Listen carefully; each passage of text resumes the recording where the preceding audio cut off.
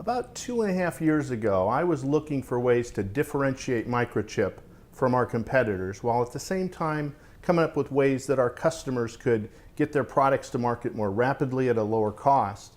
And I realized there was a group of companies out there called industrial designers who were calling on the same customers we were calling on, but that we weren't working together. When I saw that, I called Nectar and came in and said, you know, I think there's an opportunity for us to partner together so that we can help these customers get to market more rapidly, yet differentiate both of our companies from our competitors and work with our industrial designers along with our electronics designers so that they could differentiate themselves from their competitors at the same time. So it'd be a win-win scenario we could create for the industrial designer, the electronics designer, and for the end customer.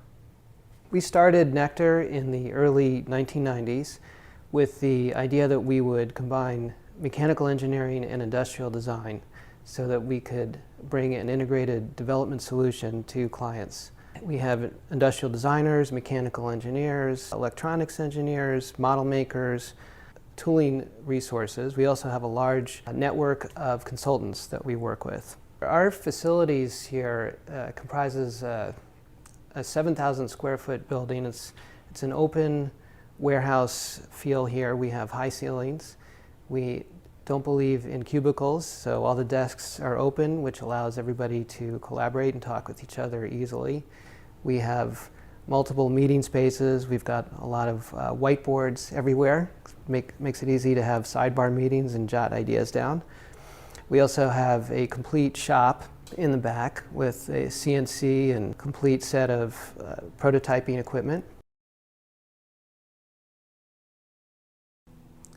Here at Nectar, we have extensive CAD capabilities where we develop complex assemblies from scratch. We then pull these models into a virtual simulation environment where we perform finite element analysis for safety, strength, vibration response, kinematics, buckling.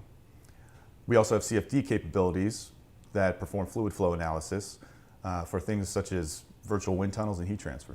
Our core competencies are industrial design, mechanical engineering, based on research and innovation.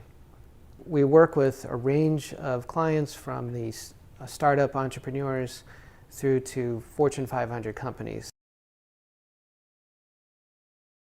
A very diverse portfolio of clients here at Nectar, ranging from medical companies like St. Jude Medical, Edwards Life Sciences, consumer companies like Belkin and Toshiba, and industrial companies like Amonix. Over the past 20 years, we've won a fair number of awards for the work that we've done for our clients. So just recently, we've gotten 4 IDEA awards for some work that we've done for a Canadian client.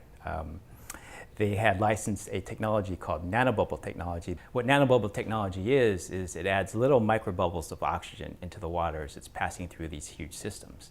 So our client engaged us to essentially develop a product for a consumer scale. So we developed a line of gardening products which incorporated this nanobubble technology, and essentially what it does is it increases the growth of anything you water, whether it be your lawn, fruits and vegetables, by about 30%. It's almost like adding fertilizer to the water, but essentially it's just adding these microbubbles of oxygen. The solar flora is a 15-foot tall flower that has glowing green leaves and provides power to people that want to charge their laptops and cell phones or Segways. So it has electronics that monitors its power budget, and it also turns the lights and the power outlets on and off at various times of the day. So this project has garnered a lot of attention for us. We were asked to give a TED Talk on it last year. It made it into Oprah magazine. I think we got a full-page spread in Oprah for that project. And we partnered with the City of Long Beach and installed it in front of the Long Beach Convention Center. Yeah, recently we finished a hydrogen electrolyzer project which had a power control module which regulated the reaction of the hydrogen generator and monitored various sensors for safety. We also did a fire safety light, which would illuminate a doorway in case of a fire in a home or small business. It would listen for the sound of smoke alarms going off and turn the light on. Another one was a medical reminder. It's kind of the size of a Livestrong bracelet. It reminds patients to take their medications, and cost of medication.